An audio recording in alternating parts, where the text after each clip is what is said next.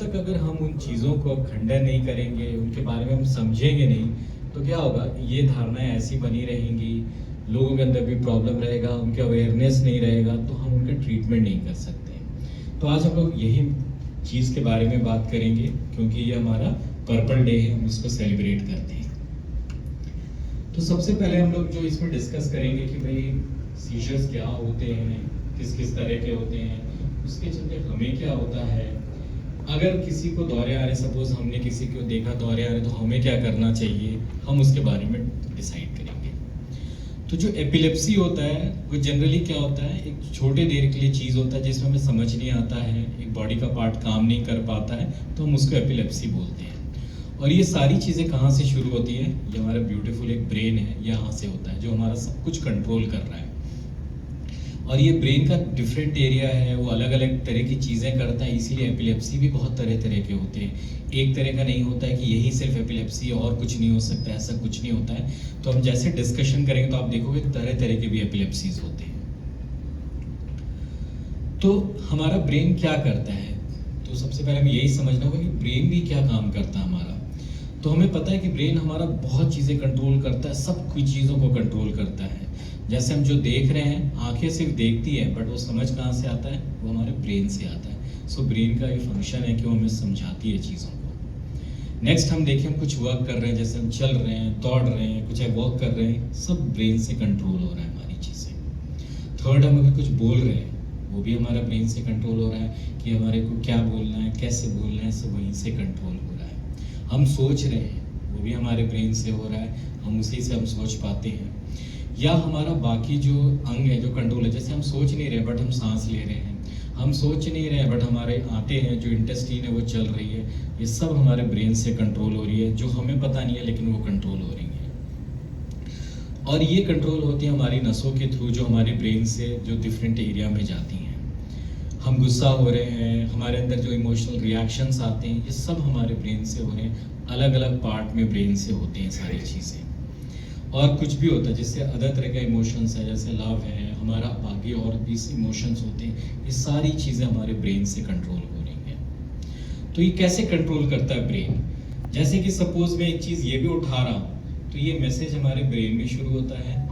जो हमारी नसें हैं, जो आप येलो रंग की देख रहे हो नसें हैं, वो नसें के थ्रू हमारे हाथ में जा रहा है, हाथ का मसल्स फिर ये जाके हमारा काम कर पा रहा है। तो ये सारी की सारी चीज़ें ऊपर से नीचे ये नसों के थ्रू कंट्रोल हो रही हैं। और ये मैसेज जब जा रहा है तो ही कंट्रोल हो पा रही है। और ये मैसेज हमारे क्या होता है, ये पूरी नसों के थ्रू जाती है, वहाँ पे बड़े सारी चीज़ें होती हैं जिसके थ्रू ये शिफ्ट होती हैं।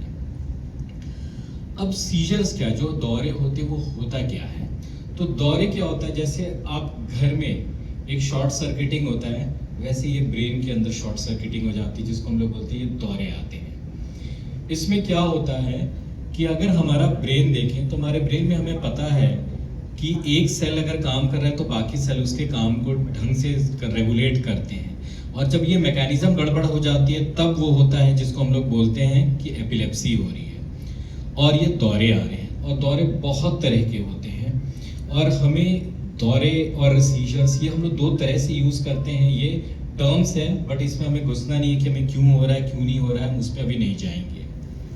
अब हमें ये समझना है कि ये क्यों इतना कॉमन है। हमें लगता है कि नहीं है, ये इतना ज़रूरी है जानना या ना जानना, हमें ये जानना ज़रूरी है, क्योंकि 1 आउट ऑफ एवरी 20 लोगों को दौरे होते हैं, और इसीलिए हमें जानना बहुत ज़रूरी है।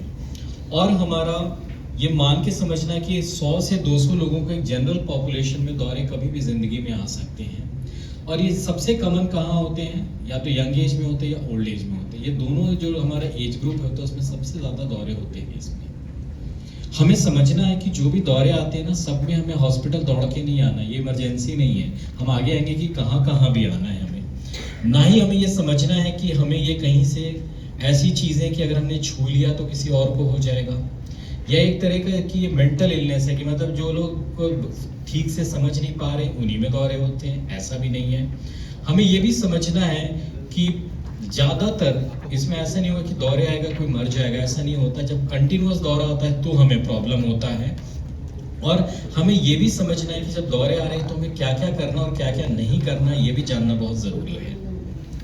तो अगर हम दौरों के कारण में आते हैं तो ज़्यादातर लोगों के कारण क्या होता है हमें दौरों के पता नहीं चलते, इसलिए आप देखो बहुत बार एमआरआई हो गया, स्कैन हो गया, सब चीज़ नॉर्मल आया, फिर लगता है कि क्यों दौरे आ रहे हैं। तो ऐसा नहीं है कि ब्रेन में हर समय गड़बड़ी मिलेगा, लेकिन हाँ हमें अराउंड समथिंग लाइक 30% में मिल जाती हैं चीज़ें, जैसे ब्रेन में कोई चोट लग गई तब हो सकता है, ट्यूमर हो जाता है तब हो जाता है, क्लॉट्स हो जाते हैं तब हो जाता है, इन्फेक्शन के चलते हो सकता है, या बच्चों में अगर बर्थ के टाइम में उनमें कोई दिक्कत होती है तब हो सकता है। सो ये दौरों के कॉमन कारण होते हैं।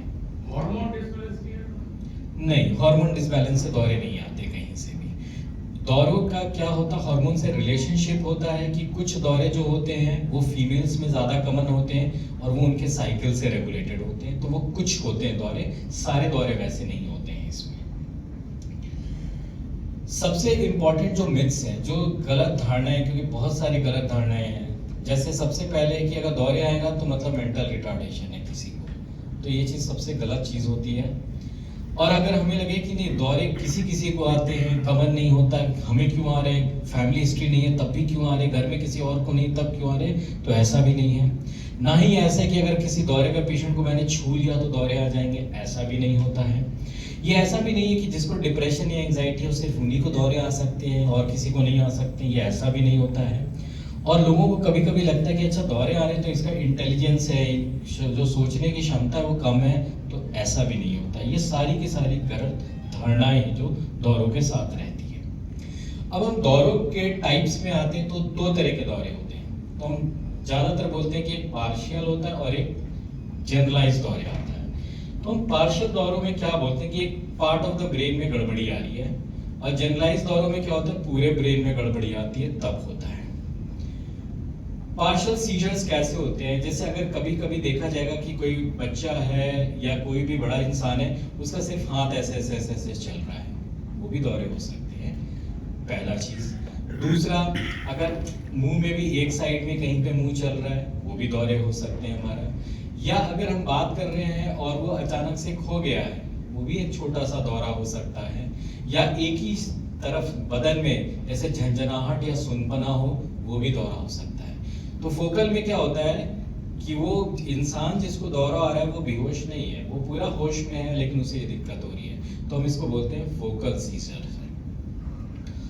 तो फोकल सीजर्स तरह तरह के हो सकते हैं, जिस तरह से प्रेजेंट कर सकते हैं। तो इसलिए हमें बहुत बार लगता है कि अच्छा ये जन हमारा ऐसे नाटक सा कर रहा है या ऐसे ही कर रहा है, बट हो सकता है वो ना हो, उसे बार बार दौरे आ रहे हैं। तो हमें समझना जरूरी है कि एक बार इसकी जांच जरूर होनी चाहिए कि इसे दौरे आ रहे हैं कि नहीं। दूसरे एक और इसी तरह के दौरे होते हैं जिसको हम लोग बोलते हैं एब्सेंट सीजर्स। ये बच्चों में बहुत कॉमन होता है और हम बहुत दिनों तक इसको पकड़ नहीं पाते हैं। बच्चों में क्या होता है, बहुत बार जैसे क्लास में बैठे हैं और वो लगता है जैसे टीचर बोल रही कि नहीं हम क्लास में पढ़ाते हैं, ध्यान नहीं दे रहा होता है, बट वो क्या होता है वो छोटे छोटे उससे दौरे आ रहे होते हैं। इसको हम लोग बोलते हैं एब्सेंट सीजर्स। हमने थोड़ी देर के लिए उसे समझ नहीं आ रहा है कि क्या हो रहा है, तो ये एब्सेंट सीजर्स होते हैं। या उसके हाथ में कुछ पकड़ा है वो छूट जाता है, ये भी दौरे होते हैं। या जैसे बच्चों को आप सुबह उठा रहे हैं, वो अचानक जग के साथ उठ रहे हैं बहुत ज्यादा, वो भी दौरे हो सकते हैं। ये सारे एब्सेंट सीजर्स होते हैं कि पेशेंट्स थोड़े देर के लिए मोमेंटरली नॉर्मल नहीं रहता है। और ये जो इस तरह के दौरे होते हैं, एक इंसान को पूरे दिन में 15-20 बार भी आ सकते हैं, 100 बार भी आ सकते हैं, और ज़्यादातर बहुत छोटे होते हैं, 1 से 10 सेकंड के होते हैं। तो ज़्यादातर जो लोग इस तरह के बच्चे होते हैं वो इसी में चले जाते हैं कि भाई ये तो क्लास में सिर्फ बैठा रहता है, कुछ काम नहीं कर रहा है, अटेंशन नहीं देता है। बट हमें इस टाइप को इन्वेस्टिगेट ज़रूर करना चाहिए कि कोई दौरे आ रहे हैं या नहीं, ये हमें पता करना चाहिए इसमें। और दूसरा जो होता है, जैसे हमने बोला जनरलाइज सीजर्स, जो आपने ज़्यादातर हमने देखा है कि हाथ पैर पूरे अकड़े रहते हैं, मुंह से झाग निकल रहा है, आवाज़ निकलती है, ये होता है जनरलाइज सीजर्स होते हैं। तो ये दो तरह के सीजर्स हो गए, एक हुए जो एक ही तरफ में रहे, होश में भी रहा। तो ऐसा नहीं कि हर दौरे आएंगे तो जिसमें आदमी बेहोशी होगा, होश के साथ भी दौरे हो सकते हैं, हमें ये समझना ज़रूरी है इसमें। तो अब हम आगे चलेंगे कि अगर हमारे दौरे आ रहे हैं तो इसमें हमें समझना होगा कि ये दौरे कभी कभी कोई चीज़ों से बढ़ भी जाते हैं। इसीलिए हम दौरों के पेशेंट्स को कुछ चीज़ों की हिदायत देते हैं कि हमें क्या करना चाहिए, क्या नहीं करना चाहिए।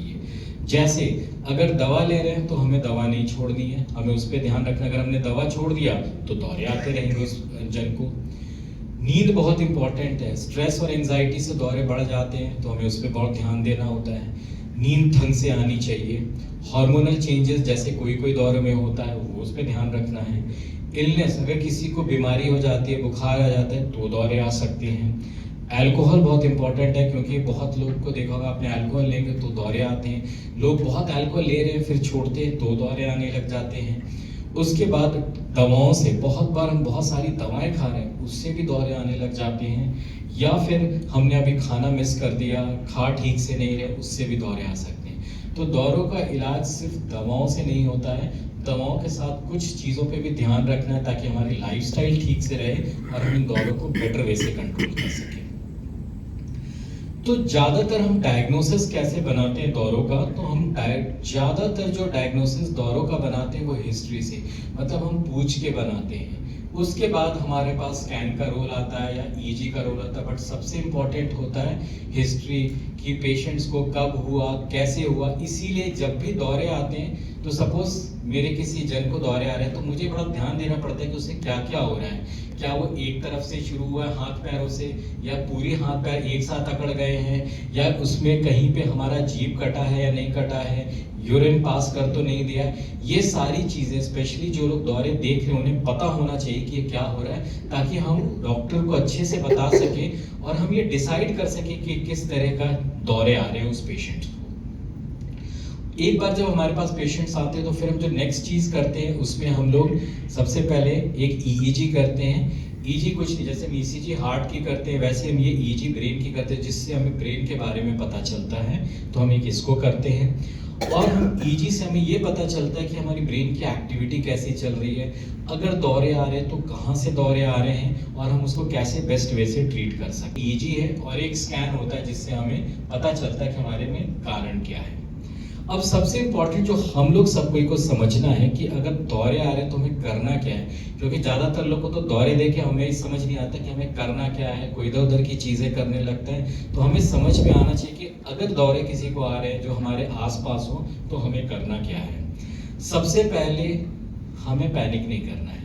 सबसे पहले हमें अपने आप को ध्यान रखना है कि हम पैनिक करके, हम घबराहट में कुछ और उसकी नुकसान न कर दें। हमें शांत भाव से समझ कर आए कि हमें करना क्या है इसके अंदर। सबसे पहले अगर हमें लग रहा है दौरा बड़ा देर का है, या पहले से वो दौरों की दवा ले रहा है, तो हम डॉक्टर्स के लिए अपना एम्बुलेंस बुला ले, या मेडिकल रूम में उस पेशेंट्स को ले जाने का हम व्यवस्था करें। नेक्स्ट इम्पॉर्टेंट है कि हमने जैसे भी हेल्प में भेजा, हम तब तक उसके लिए वेट करेंगे, उसको देखेंगे कि क्या हो रहा है।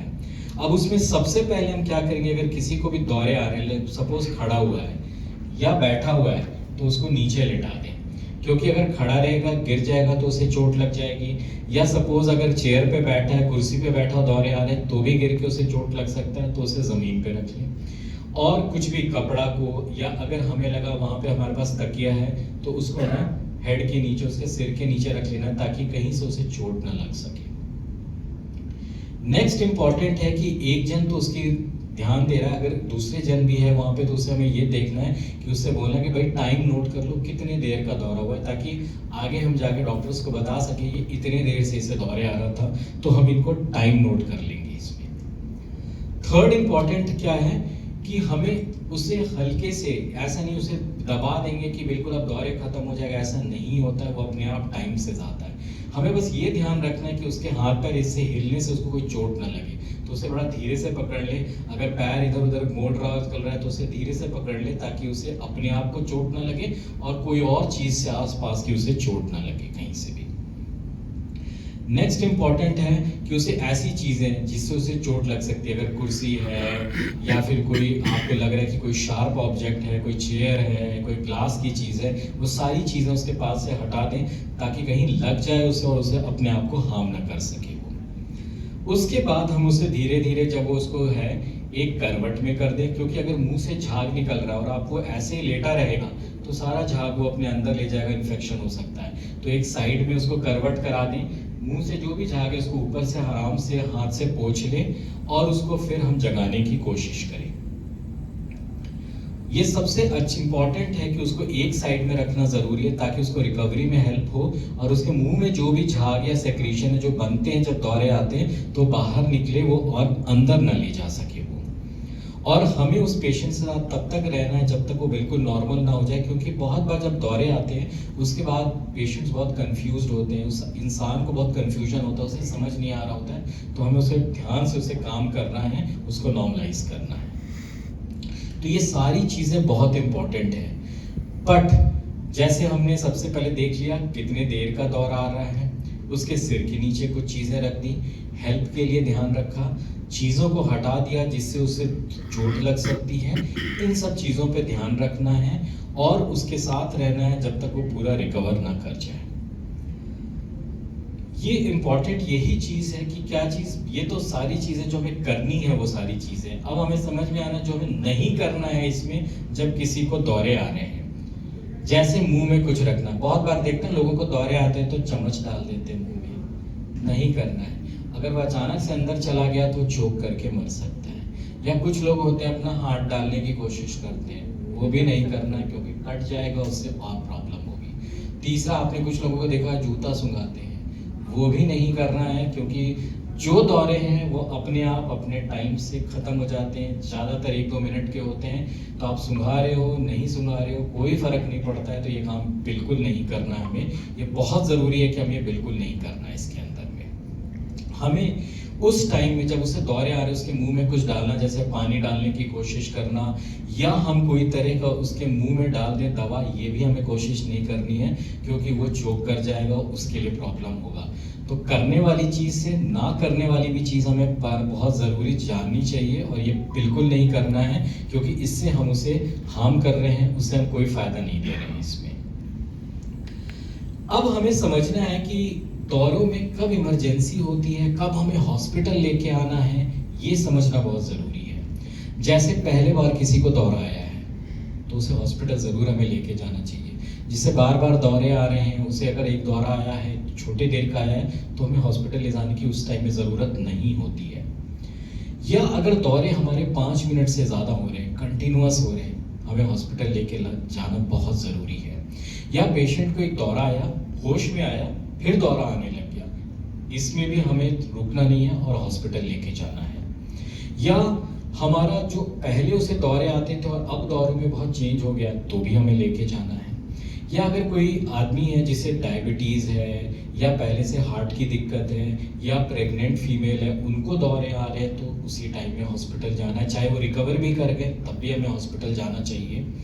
या अगर हमें लगे कि पेशेंट्स को इतना ज़्यादा हो गया है कि उसे सांस लेने में दिक्कत है तो भी हॉस्पिटल लेके आना है। तो ये सिचुएशन हमें समझना है कि हमें कब हॉस्पिटल लेके जाना और कब नहीं लेके जाना। लोग होते हैं जिनमें दौरों में हमें दवाओं के बियॉन्ड कुछ करना होता है, जिसको हम लोग बोलते हैं ड्रग रिफ्रैक्टरी एपिलेप्सी, मतलब दवा दे रहे हैं लेकिन उससे फ़ायदा नहीं हो रहा है, तब हमें दूसरी चीज़ें करनी होती है। नहीं तो 80% को हमें दवाओं के साथ बिल्कुल रिलीफ मिल जाता है।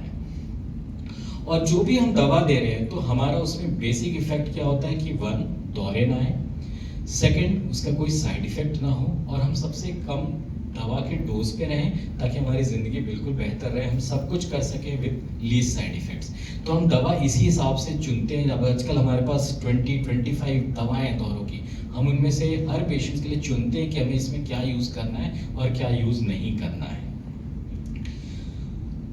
आजकल हमारे पास बहुत सारी टेक्निक हैं, जैसे हम बोलते हैं एपिलेप्सी सर्जरीज। अगर दौरे आ रहे हैं, हम दवा दे रहे हैं, ठीक नहीं हो रही है, तो हम ऑपरेशंस भी करते हैं। जैसे अगर हमें पता चल जाता है कि पेशेंट्स को दौरे आ रहे हैं, दवा दिया, ठीक नहीं हो रहा है, तो हम उनको एडमिट करके उनकी EEG वाली जो जांच है हम कंटिन्यूअस करते रहते हैं। और हम ये खोजते हैं कि कहाँ से दौरे आ रहे हैं। सपोज हमें लगता है कि एक जगह से दौरे आ रहे हैं तो हम उसका ऑपरेशन भी कर लेते हैं, जो एपिलेप्सी सर्जरी कहलाती है। उसमें एक और चीज़ होती है जिसको हम लोग बोलते हैं वेगस नर्व स्टिमुलेशन।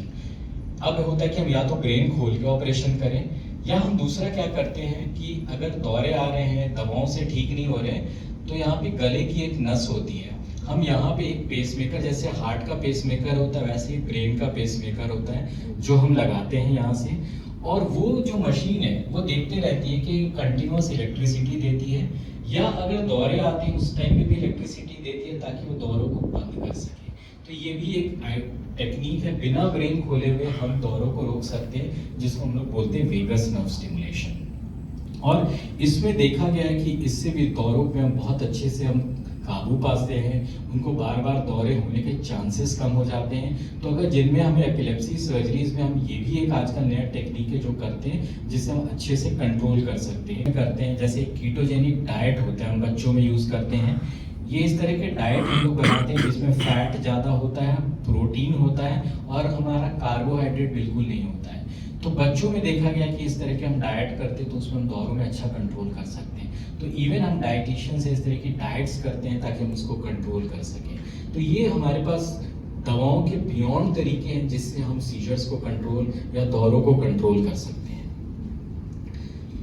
सो हमें ये समझना है कि इसमें हम लोग अच्छे से अगर ट्रीटमेंट करते हैं, टाइम से अगर हम डॉक्टर्स के पास आते हैं तो हम बिल्कुल कंट्रोल कर सकते हैं। तो हमें समझना है कि क्या है, ये एक तरह का शॉर्ट सर्किटिंग है हमारे ब्रेन में जिसके चलते दौरे या एपिलेप्सीज आती हैं। और इसमें क्या है, ये जनरली थोड़े देर के लिए ब्रेन काम करना उस टाइम में बंद कर देती है, शॉर्ट ड्यूरेशन का होता है ये। और इसमें इम्पोर्टेंस क्या है कि अगर मरीज कंटिन्यूसली अच्छे से मेडिसिन ले रहा है अपना, तो हम 80% कंडीशंस में हम दवाओं से ही सारा काम कर लेते हैं, कंट्रोल कर सकते हैं और आराम से ट्रीट कर सकते हैं। और हमें दौरों के टाइम में पैनिक नहीं करना है, उसमें हमें ध्यान रखना है कि पेशेंट्स के साथ हमें क्या करना है, क्या क्या चीज़ें ऑब्जर्व करनी है, क्या क्या चीज़ें नहीं करनी है, वो भी हमें पता होना चाहिए। और दौरों के ऐसा है कि पेशेंट है तो ये नहीं कर सकता, वो नहीं कर सकता, ऐसा कुछ नहीं हो सकता है। हर तरह के वो काम कर सकते हैं, हर तरह के एक्टिविटीज़ कर सकते हैं और हर तरह के अपने फील्ड ऑफ लाइफ में वो लोग एक्सीलेंट वर्क कर सकते हैं। Thank you.